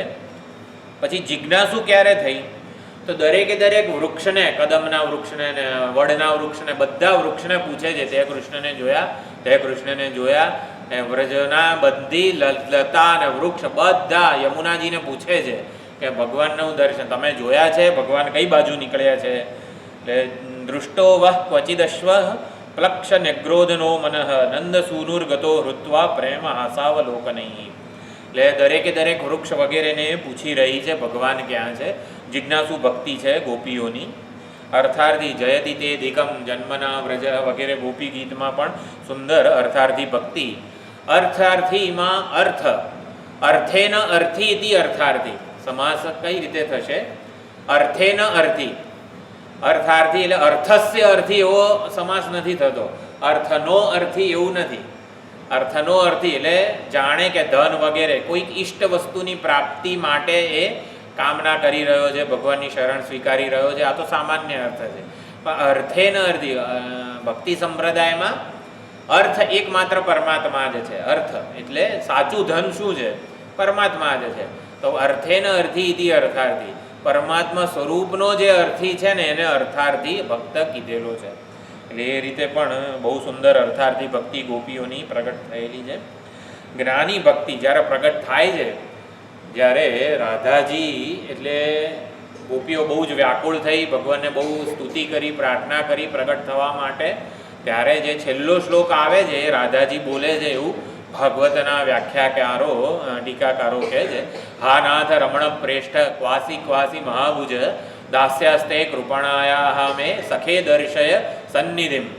એટલે આ શ્લોકથી ભગવાન પ્રગટ થાય છે. એટલે ભગવાનના પ્રાગટ્ય માટે આ શ્લોકને બહુ જ પ્રમાણભૂત માનવામાં આવે છે. હા નાથ, હે નાથ, હા રમણ પ્રેષ્ઠ, હે રમણ, હે પ્રેષ્ઠ, હે પ્રિયતમ. નચિકેતા પણ યમરાજા નચિકેતા માટે પ્રેષ્ઠ એવું સંબોધન વાપરે છે. શેમાં છે? કઠોપનિષદમાં પ્રેષ્ઠ ધૃતિર્બતાસી ત્વાદ્રુમ્નો ભૂયા નચિકેત પ્રષ્ટા નચિકેતા તારા જેવો પ્રશ્ન પૂછનારો અમને મળી છે નહીં વગેરે જે છે પ્રસંગ એ વખતે. પ્રેષ્ઠ એટલે પ્રિયતમ, પ્રેયસ અને પછી જે સુપરલેટિવ ડિગ્રી હોય એ પ્રેષ્ઠ કહેવાય. સૌથી વધારે પ્રિય, પ્રિયતમ અથવા તો પરમ પ્રેમાસ્પદ. હે પરમ પ્રેમાસ્પદ પ્રેષ્ઠ રમણ ક્વાસી ક્વાસી, ક્યાં છો હે મહાભુજ, દાસ્યાસ્તે કૃપણાયા અમે તમારી કૃપણ દાસીઓ છીએ. સખે દર્શય સન્નિધિમ, હે સખે તમે તમારું દર્શન આપો, સન્નિધિ પ્રગટ કરો. તો પછી જ્યારે પ્રગટ થાય છે તાસામ આવિર્ભૂત શૌરીહી, શૌરી કીધો ભગવાનને. શૌરી કેમ કીધો ને એના ઉપર પાનાના પાના ટીકાકારોએ લખેલા છે. આવિર્ભૂત શૌરી ભગવાન કૃષ્ણ ત્યાં પ્રગટ થઈ ગયા. સ્મયમાન મુખાંબુજ, પ્રસમંદ મંદ સ્મિત કરતા કરતા ત્યાં ગોપીઓની વચ્ચે જ પ્રગટ થઈ ગયા છે. પીતાંબર ધરસ સગવી, પીતાંબર ધારણ કરેલું છે. ગોપીઓએ જે માળા અર્પણ કરેલી છે એ પહેરેલી છે. સાક્ષાત મન્મથ, સાક્ષાત મનને મથનાર જે કામદેવ છે એનું જે મથન કરનાર છે ને એવા કરોડો કામદેવની શોભા સમાન ભગવાન ત્યાં પ્રગટ થઈ જાય છે. એ બધી જ્ઞાની ભક્તિ છે ભગવાનની. તો ચારે પ્રકારની ભક્તિ ગોપીઓમાં છે એવું આચાર્યોએ આવી રીતે ટાંકેલું છે. એટલે આપણામાં પણ આપણે આર્તો જિજ્ઞાસુ અર્થાર્થી જ્ઞાની બધા ભક્તો અને ભક્તિ આપણામાં છે જ, આપણામાં એનું આવાહન કરવાનું છે. ગજેન્દ્ર આર્ત ભક્ત છે. તો ગજેન્દ્ર આવી રીતે એક કથા તો ભાગવતમાં બધાને સુપ્રસિદ્ધ છે જ. ચિત્રરથ રાજા અને પછી પાર્વતીજીના શાપને લીધે એનું પતન થયું. ઘણી મહાભારતમાં પણ આવી રીતે ગજેન્દ્રની કથા છે. ઇન્દ્રદ્યુમ્ન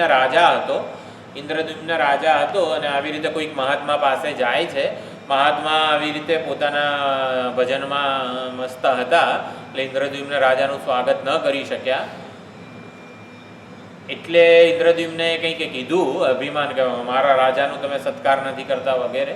તો મહાત્માના આવી રીતે પાપથી કંઈક ગજેન્દ્ર યોની એને મળેલી.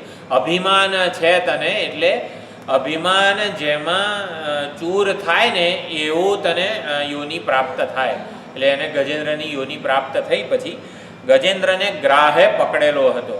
એટલે ગ્રાહ અને ગજેન્દ્રનું પ્રતીક જે છે એમાં અભિમાન એ ગજેન્દ્રનું પ્રતીક છે અને જીદ અને જિદ્દી થઈ જાય છે એ વસ્તુઓ. એટલે ગ્રાહ એ ઇદમ છે અને ગજેન્દ્ર અહમ છે. અહંકાર ગજેન્દ્ર છે અને એ જે પકડાઈ જાય છે ગ્રાહથી, એટલે આ મારું છે એમ કરીને અભિમાન જે એટલું બધું દ્રઢ થઈ જાય છે મારું અભિમાન, એટલે ગ્રાહ એને પકડે છે. ઇદમ અહમને પકડે છે પછી. અને અહમ અને ઇદમ બંનેથી ભગવાન મુક્ત કરે છે. ગજેન્દ્ર રૂપી ભક્ત જ્યારે આર્ત પોકાર કરે છે, નિસ્સહાય પોકાર કરે છે ગજેન્દ્ર, ત્યારે ભગવાન મદદ કરે છે અહમના અભિમાનથી, ઇદમના ગ્રાહ, ઇદમની પકડમાંથી. આ બધા ઇદમ છે. શરીરે આપણને પકડેલું છે. આપણને જરાક વૈરાગ્ય જન્મે શરીર માટે કે આજે ચલો એકાદશી છે નથી જમવું, ના એવી ભૂખ લગાડે ને વધારે આપણને ખાવાનું બંધ થાય. એટલે શરીર રૂપી ગ્રાહે આપણને પકડેલો છે. ઇન્દ્રિય મન બુદ્ધિ રૂપી ગ્રાહ છે એણે આપણને પકડેલા છે, અહમને પકડેલો છે. એટલે માંડ એક સત્સંગનું કંઈક હું શરીર નથી એવું કંઈક વિચાર કરીએ ને પાછું આપણને પકડી લે. ના જો આ બધું તો પ્રવચનમાં હોય, આપણે બધું સાર સંભાળ લેવી પડશે. એટલે એમ કરીને ગ્રાહ આપણને પકડી લે છે. એટલે આર્ત ગજેન્દ્ર એનું પ્રતીક છે. જિજ્ઞાસુ, અહીંયા ભગવાને જિજ્ઞાસુને વચ્ચે મૂકેલો છે. એટલે જિજ્ઞાસુ આર્ત પણ હોય, જિજ્ઞાસુ અર્થાર્થી પણ હોય. એટલે એવું કશું જ આર્ત હોવામાં ખોટું નથી. જિજ્ઞાસુ આર્ત પણ હોય, અર્થાર્થી પણ હોય. જિજ્ઞાસુ ભક્ત પરીક્ષિત પણ જિજ્ઞાસુ ભક્ત તરીકે આપણે યાદ કરવા જોઈએ. પરીક્ષિતના લીધે જ આપણને ભાગવત જેવા સુંદર ગ્રંથ એનું અધ્યયન કરવા મળે છે. અર્જુન, ઉદ્ધવ વગેરે બધા આવી રીતે જિજ્ઞાસુ ભક્તો છે. જિજ્ઞાસુ ભક્ત કોને કહેવાય કે ભગવાન એ જાણે છે કે ભગવાન માટેનો પ્રેમ છે ને એ ભગવાન બહુ સુંદર છે, મધુર છે. મધુરાધિપતે અખિલમ મધુરમ. પછી ભગવાન કોઈક આવી રીતે કુરૂપ હોય તો પછી ભગવાનને પ્રેમ થાય ખરો? અત્યંત સુંદર રૂપ લઈને આવે ને તો આપણને વહાલા લાગે, પણ કોઈ કુરૂપ હોય ગમે નહીં એવું રૂપ લઈને આવે આપણી સામે તો આપણને પ્રેમ કરવાનું મન ના થાય. એટલે ભગવાન માટેનો પ્રેમ કોઈક શરત, કોઈક ભગવાન અખિલ કલ્યાણ ગુણગણૈક નિલય, બહુ ગુણ છે, ભરપૂર છે એટલા માટે પ્રેમ જન્મે છે એવું નથી. એટલે જિજ્ઞાસુને કયા આધારે ભગવાન માટે પ્રેમ કે ભક્તિ જન્મે છે એ અગત્યનું છે. એ જિજ્ઞાસુ પોતાના હિતને ભગવાન સાથે જોડે છે. એટલે જે આપણું હિત, જેના થકી આપણું હિત કલ્યાણ સિદ્ધ થાય ને એના માટે આપણને સાચો પ્રેમ જન્મે. બીજા બધા માટે આપણને શરતી પ્રેમ હોય, પણ આપણું હિત જેમાં હોય ને એના માટે આપણને સાચો પ્રેમ જન્મે. એટલે કેવળ હિત જાણીને, હિત સ્વરૂપ ભગવાન હોય એ જ સાચું હિત છે મારું એવું જાણીને સાચો પ્રેમ થઈ શકે છે. એટલે એ પ્રમાણે જિજ્ઞાસુ ભક્તો, જિજ્ઞાસુનું તો આર્ત ભક્તો જે છે, તો આર્ત ભક્તો ધર્મ ઉપાધિ પરમાત્માનું શરણ લે. ધર્મ ઉપાધિ એટલે ધર્મના માર્ગે આપણું એ આરતી કે દુઃખ છે ને એનું નિવારણ કરશે. જિજ્ઞાસુ છે ને એ ગુરુ કે શ્રોત્રિય બ્રહ્મનિષ્ઠ ગુરુના ઉપાધિએ ભગવાનનું શરણ સ્વીકારે છે. એટલે ગુરુ ઉપાધિક પરમાત્મા જે છે ને એ જિજ્ઞાસુ ભક્તની જિજ્ઞાસાને સંતોષે, જિજ્ઞાસુ ભક્તની જિજ્ઞાસા પૂર્ણ કરે છે. અર્થાર્થી ભક્ત માટે લક્ષ્મીપતિ, અર્થના પતિ એવા જે છે પરમાત્મા એ ઉપાધિ બને છે. અર્થોપાધિ પરમાત્મા અર્થાર્થી ભક્તની અર્થેચ્છા છે ને એ પૂર્ણ કરે છે. એટલે ભગવત તત્વની પ્રાપ્તિ માટે ભગવાનનું શરણ. અર્થાર્થી ભક્તોના ઉદાહરણોમાં કોને યાદ કરીએ? મીરાબાઈ તો જ્ઞાની ભક્ત છે. વિભીષણ, ધ્રુવ, પછી પ્રહલાદ જ્ઞાની ભક્ત છે. જો કે સુગ્રીવ, વિભીષણ વગેરે બધા. એટલે વિભીષણ, સુગ્રીવને પરમાત્માએ લૌકિક અર્થ આપ્યો. લૌકિક અર્થ એટલે લંકાનું રાજ્ય આપ્યું, કિષ્કિંધાનું રાજ્ય આપ્યું, લૌકિક અર્થ આપ્યો. ધ્રુવને પારલૌકિક અર્થ, જે પારલૌકિક એટલે સમગ્ર સૌરમંડળ ધ્રુવની પ્રદક્ષિણા કરી રહ્યું છે એટલે પારલૌકિક અર્થ આપ્યો. પરલોકનો એટલે આલોકનો અર્થ અને પરલોકનો બંને અર્થ ભગવાને ધ્રુવને આપ્યા. અને જિજ્ઞાસુ એવા અર્જુન, ઉદ્ધવ વગેરેને પરમાર્થ આપ્યો. પરમાર્થ એટલે પરમાત્મા સ્વરૂપનું જ્ઞાન આપ્યું છે. અકામો સર્વકામો વા મોક્ષકામો ઉદારધીહી તીવ્રેણ ભક્તિ યોગેન યજેત પુરુષમ પરમ. તો ભગવદ ભક્તિથી કામનાની પૂર્તિ પણ થાય, કામનાની નિવૃત્તિ પણ થાય, જ્ઞાન પણ મળે, મોક્ષ પણ મળે. એ પ્રમાણે ભગવાનના ભજનમાં સકામ અને નિષ્કામ બધાનો અધિકાર છે. જ્ઞાની ભક્ત, હવે અત્યારે જે એક વિચારણા કરીએ, જ્ઞાની ભક્ત જેને ભજન કરવાની જરૂર તો નથી છતાં પણ ભજન કરે છે. શેના માટે? કે તત્વજ્ઞાન પ્રાપ્ત થયું હોય છતાં પણ ઘણા જ્ઞાની ભક્તો આવી રીતે ભગવદ ભજન, મહાત્માઓ ભગવાનનું ભજન ચાલુ જ રાખે છે. તો જ્ઞાન થયા પછી જીવન મુક્તિનો વિશેષ જે આનંદ છે એ મળી રહે. તો જીવન મુક્તિનો આનંદ છે ચાલુ રહે. પ્રારબ્ધના વિક્ષેપ, પ્રારબ્ધ કોઈ વિક્ષેપ ન જન્માવે, વિક્ષેપના નિવારણની કામના પણ ન જન્મે. ધારો કે પ્રારબ્ધ કોઈક રોગ વગેરે કંઈક જન્માવે, આ રોગ દૂર થવો જોઈએ એવી કામના પણ ન જન્મે જ્ઞાનીમાં, એટલા માટે ભગવાનનું ભજન કરે. એટલે પ્રારબ્ધ રચિત કોઈક વિક્ષેપે ના આવી જાય ને એના માટે, એની વિક્ષેપની કામના દૂર થાય એની કામના ન જન્મે એના માટે, પ્રતિબંધો વગેરેની નિવૃત્તિ માટે, જ્ઞાનની રક્ષા માટે. જ્ઞાની સદેહે જ હાજર છે. જ્ઞાનની રક્ષા, જ્ઞાનનો પ્રચાર અને પ્રસાર થાય એના માટે પણ ભગવાનનું ભજન કરે છે. અમાનિત્વમ, અદંભિત્વમ વગેરે જે બધા સદ્ગુણો જે છે પૂર્ણ કળાએ ખીલેલા રહે પોતાનામાં એના માટે. અને તો એના માટે ભગવાનનું ભજન કરતા હોય છે. અને 4 પ્રકારના ભક્તો છે. એટલે તારતમ્ય છે શું ભક્તિમાં, કે ઉત્કૃષ્ટ અને નિકૃષ્ટ એવું કંઈ? હકીકતમાં જ્ઞાની ભક્તિ જે છે એ લક્ષ્ય છે, સાધ્ય ભક્તિ છે. આર્ત અર્થાર્થી જિજ્ઞાસુ એ સાધન ભક્તિ છે. શરૂઆતમાં સાધન ભક્તિ હોય અને ત્રણેયની ગણતરી જ્ઞાનીની સાથે ભગવાને કરેલી છે. એટલે ત્રણેય ભક્તોને એવું લાગે, હા આપણી ગણતરી તો જ્ઞાની સાથે કરી છે એટલે આપણી ભક્તિ કામ જરા ઓછી નથી. એટલે પોતાનામાં ઉત્સાહ જન્મે હા, આપણી ભક્તિ જ્ઞાની મહાત્માઓ સાથે કરેલી છે. એ ત્રણેયને ઉત્સાહિત કરવા માટે જ્ઞાનીને આવી રીતે સાથે જ ગણી લીધેલું છે. તો ભગવાનનું ભજન આવી રીતે કરનારા છે. સનકાદિ, નારદજી વગેરે બધા જ્ઞાની ભક્તો છે. શુકદેવજી પણ જ્ઞાની ભક્ત વગેરે છે. એ લોકો શા માટે ભગવાનની ભક્તિ કરે છે? ભાગવતનો બહુ પ્રસિદ્ધ શ્લોક છે, આત્મા રામાશ્ચ મુનયઃ નિર્ગ્રંથાઃ અપી ઉરુક્રમે કુર્વંતી અહૈતુકીમ ભક્તિમ ઇત્થમ ભૂત ગુણો હરિઃ. આત્મા રામાઃ, તો આત્મા રામ એટલે કે જ્ઞાનનિષ્ઠ છે, પોતાના આત્મ સ્વરૂપમાં જ રમણ કરનારા શુકદેવજી વગેરે યોગીઓ જન્મ્યા ત્યારથી જ અવધૂત હતા. સ્ત્રી પુરુષ જેવો કોઈ ભેદ પણ એમની દ્રષ્ટિમાં નહોતો.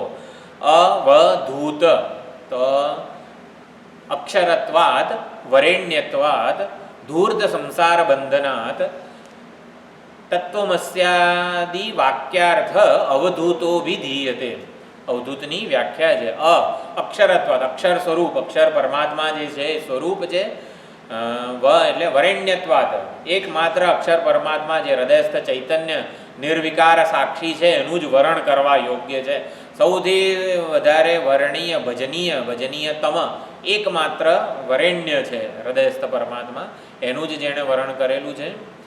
ધૂર્ત સંસાર કલ્મષાત, સંસારના કલ્મશ છે એને જેણે ધોઈ નાખ્યા છે.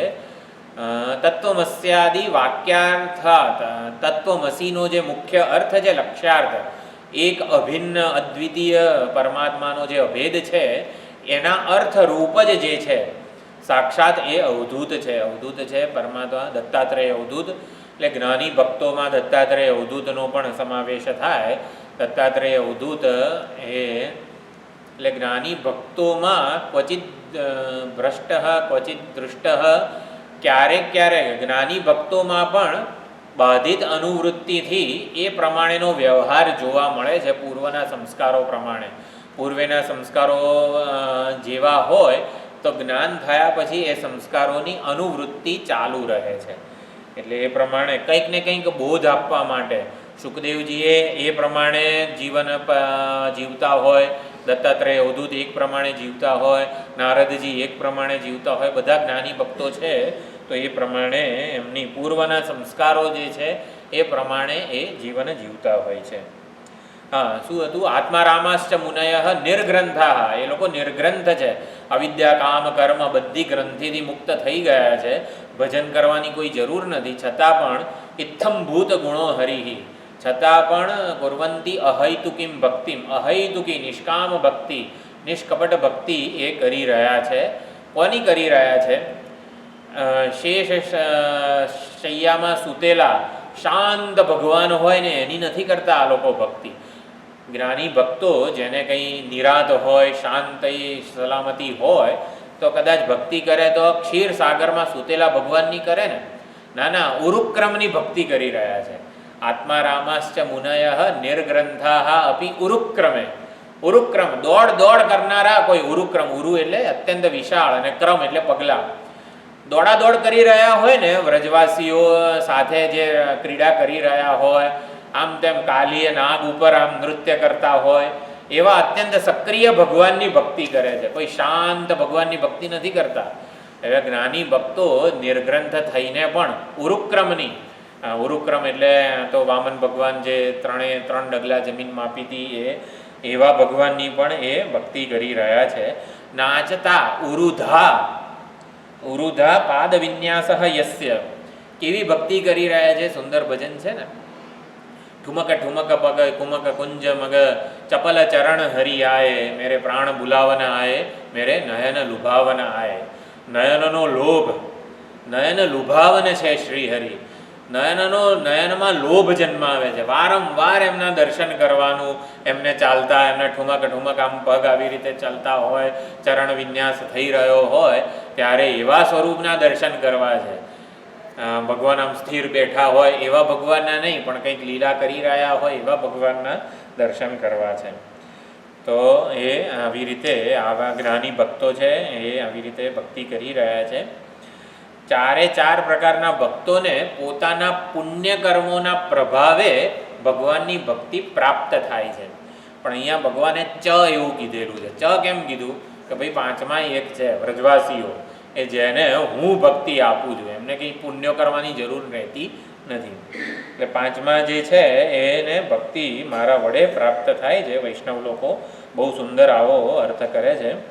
તો પ્રમેય બલા જે ભક્તિ છે એ શુદ્ધ પ્રેમ ઉપાધિ ભક્તિ છે, પરાભક્તિ, પ્રેમ લક્ષણા ભક્તિ જે ભગવાનની કૃપાથી પ્રાપ્ત થાય છે.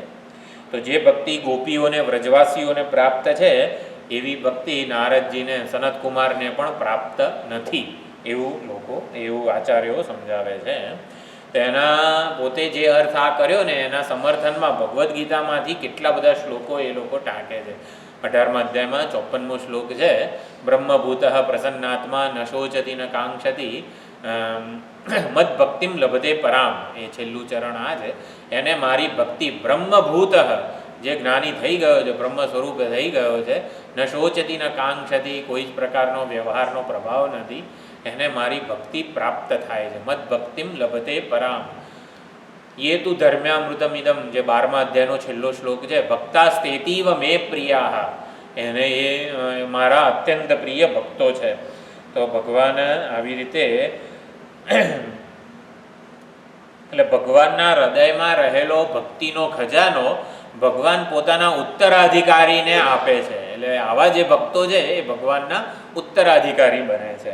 એટલે એ રીતે ઉત્તરાધિકારી રૂપે મળે છે. મામ ચ યો વ્યભિચારેણ ભક્તિ યોગેન સેવતે, જે અવ્યભિચારી યોગપૂર્વક મારા ભક્તિ યોગપૂર્વક મારું ભજન કરે છે. મયી ચાનન્ય યોગેન ભક્તિરવ્યભિચારિણી, અનન્ય ભક્તિ, અવ્યભિચારિણી ભક્તિ વગેરે જે કરે છે. જ્ઞાની ભક્તોની નિષ્કામ ભક્તિ છે, અવ્યભિચારિણી ભક્તિ છે. એમની ભક્તિમાં વ્યભિચાર નથી. વ્યભિચાર એટલે થોડોક સંસાર માટે પ્રેમ હોય અને થોડોક ભગવાન માટે હોય, એવો પ્રેમ કે ભક્તિમાં વ્યભિચાર નથી. એટલે જ્ઞાની ભક્તોની વૃત્તિ છે ને, એને શું કહેવાય છે? બ્રહ્મચારીની વૃત્તિ કહેવાય. કઈ રીતે સમજાવે છે? કોઈ પણ મનમાં કોઈક વિષયની કામના જન્મે તો વૃત્તિના ગર્ભમાં એ કામ્ય વિષય આવી ગયો કહેવાય. એટલે એ ગર્ભિણી વૃત્તિ થઈ ગઈ કહેવાય. પરંતુ નિષ્કામ ભક્તિ કેવી છે કે એ ભક્તિના ગર્ભમાં, વૃત્તિના ગર્ભમાં કોઈ કામ્ય વિષય નથી, સાક્ષાત ભગવાન જ છે. એટલે ગર્ભવતી ભક્તિ નથી, ગર્ભવતી વૃત્તિ નથી, એ બ્રહ્મચારી વૃત્તિ છે. એટલે નિષ્કામ ભક્તિની આવી રીતે પણ ઘણી જ મહત્તા ગાવામાં આવે છે. પરંતુ આવી રીતે આરતી હરણ, અર્થાર્થી એટલે કંઈક અર્થની પ્રાપ્તિ માટે ભગવાનનું ભજન કરે તો એ કંઈ ખોટું નથી. જ્ઞાની ભક્તને નિષ્કામ ભક્ત કીધેલો છે તો અંતઃકરણ શુદ્ધ હોય, અત્યંત સત્વ શુદ્ધિ. વસુદેવ અને યશોદા, એટલે વસુદેવ શુદ્ધ સત્વનું પ્રતીક છે. શુદ્ધ વસુદેવ સુતમ દેવમ, તો વસુદેવ એ શુદ્ધ સત્વનું પ્રતીક છે. અને યશોદા એટલે યશનું દાન કરનારી. તો યશ જે કંઈ પણ છે ને એ બધું દાન ભગવાનને કરનારી, કે જે કંઈ પણ આપણા વડે થાય છે એ બધો યશ ભગવાનને આપી દઈએ તો એને એવી બુદ્ધિને યશોદા કહેવાય. અને શુદ્ધ અંતઃકરણ સત્વ જે છે એને વસુદેવ કહેવાય. તો એમના પુત્ર આપણા હૃદયમાં જ શ્રી કૃષ્ણ પરમાત્માનો જન્મોત્સવ મનાવવો જોઈએ. અંતઃકરણની શુદ્ધિ જ્ઞાની ભક્તોની કેવી છે? તો બે પ્રકારની છે. એક તો નિષ્કામતા પર્યંત એમણે પોતાના અંતઃકરણની શુદ્ધિ કરેલી છે. એટલું અંતઃકરણ શુદ્ધ છે કે કામનાનો ઉદય જ થતો નથી. પ્રજાહાતિ યદા કામાન સર્વાન પાર્થ મનોગતાન વગેરે રીતે. અને અંતઃકરણમાં નિષ્કામતા હોય, સાથે સાથે પરમાત્મા સાથેના ઐક્ય જ્ઞાનને સમજવાનું, ધારણ કરવાની ક્ષમતા પણ આવે. ઘણા એવા માણસો છે કે જેને વૈરાગ્ય જન્મે છે, વૈરાગ્ય પરિપક્વ પણ હોય, નિષ્કામતા, હવે ખરેખર સંસારમાં કોઈ રસ ન રહે, છતાં ભગવાનના સાચા સ્વરૂપને જાણવાની ઈચ્છા, એનો પ્રયત્ન, શાસ્ત્રનો અભ્યાસ, શ્રવણ મનન નિધિધ્યાસન, આ શાંકર ભાષ્ય વગેરે સંસ્કૃત ભણી શકે એવી બુદ્ધિ કે એવું અંતઃકરણ ન પણ હોય.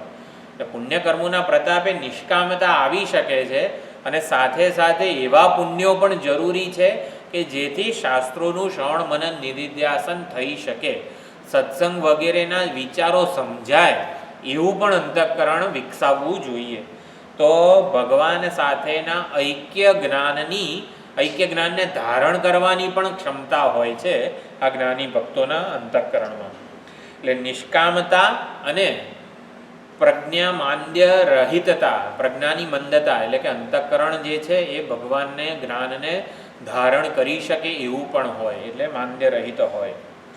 એટલે એ પ્રમાણે જ્ઞાની ભક્તો જે છે એની વાત કરવામાં આવે છે. આગળના 2 શ્લોકો હજી જ્ઞાની ભક્તો વિશે કહે છે ભગવાન, એને કઈ રીતે ઉત્કૃષ્ટ છે જ્ઞાની ભક્તિ, કે જેથી આપણે સર્વ પણ આપણી ભક્તિને જ્ઞાની ભક્તિ સુધી પહોંચાડીએ. એટલે આર્થ ભક્તિ, અર્થાર્થી ભક્તિ અને જિજ્ઞાસુ ભક્તિ એ સાધન ભક્તિ છે, જ્ઞાની ભક્તિ સાધ્ય ભક્તિ છે. આગળના શ્લોકોમાં જ્ઞાની ભક્તનું બહુ સુંદર નિરૂપણ કરે છે. તો કેવી રીતે આપણી ભક્તિ નિષ્કામ થાય, અવ્યભિચારી બને, અનન્ય ભક્તિ, ઘણી બધી વાર અનન્ય ભક્તિ વગેરે જે શબ્દો કીધેલા છે એ શબ્દો આપણે સમજવાના છે. તો એ આવતી વખતે સમજીશું. ઓમ પૂર્ણમદ પૂર્ણમિદં પૂર્ણાત પૂર્ણમુદચ્યતે પૂર્ણસ્ય પૂર્ણમાદાય પૂર્ણમેવાવશિષ્યતે. ઓમ શાંતિ શાંતિ શાંતિ.